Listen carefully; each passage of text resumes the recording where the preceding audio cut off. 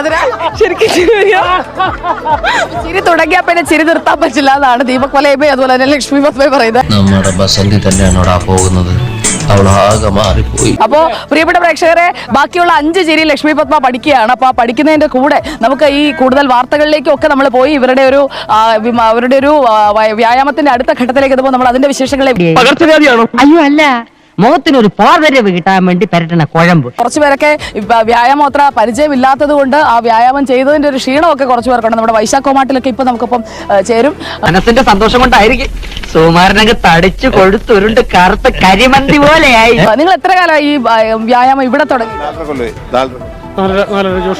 അപ്പൊ കുറെ കാലമായിട്ട് ഒന്നിച്ചുള്ള ഒരു സംഘമാണ്. കണ്ണി കണ്ട മാസികളൊക്കെ വായിച്ചു അവൾ എന്തൊരു കണ്ടാലും എടുത്ത് മോന്തയ്ക്ക് പരട്ടും. വെള്ളരിക്കേണ്ട അവള് വിടൂല്ല, വെട്ടിയെടുത്ത് കണ്ണി ഒട്ടിക്കും, ക്യാരറ്റ് എടുത്ത് ചുരണ്ടും, റവ എടുത്ത് തലയെ തേക്കും, കുളിക്കുന്നത് പയറുപൊടി തേച്ച്, മോൻ കഴിവണത് ആട്ടും പാൽ.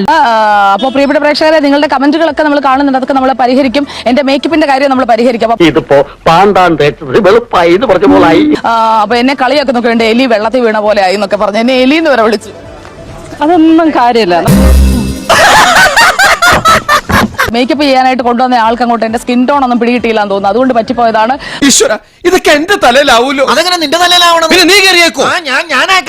അതിനൊരു കുറവ് മാത്രമേ ഉള്ളൂ. മേക്കപ്പ് ചെയ്യാനായിട്ട് കൊണ്ടുവന്ന ആൾക്ക് അങ്ങോട്ട് എന്റെ സ്കിൻ ടോൺ ഒന്നും പിടികിട്ടിയില്ലാന്ന് തോന്നുന്നു, അതുകൊണ്ട് പറ്റിപ്പോയതാണ്. അപ്പൊ ശരിക്കും നല്ല മേക്കപ്പ് ഒക്കെ അടുത്ത ദിവസം ഉറപ്പായിട്ട് വരാം. ഇനിയിപ്പോ നീ പെട്ടെന്ന് തിരിച്ചു വന്നിട്ട് ഇവിടെ ഒന്നും ചെയ്യാനില്ല, പതുക്കെ റെസ്റ്റൊക്കെ എടുത്തിട്ട് നടന്നു വന്നാൽ മതി. നിങ്ങൾ ചൂണ്ടിക്കാട്ടുന്ന കാര്യങ്ങളൊക്കെ നമ്മൾ ആ വിമർശനങ്ങളൊക്കെ ഉൾക്കൊണ്ട് തന്നെയാണ് പോകുന്നത്. മേക്കപ്പ് ഇട്ടാലും ഇല്ലല്ലോ, ഞാൻ തന്നെയല്ലേ, നിങ്ങൾ തന്നെയല്ലേ. അപ്പൊ കുറച്ചു നേരം നമുക്ക് ഇങ്ങനെ തന്നെ തുടരാം. നാളെ നമ്മൾ അതൊക്കെ പരിഹരിച്ചിട്ട് വരികയും ചെയ്യാം.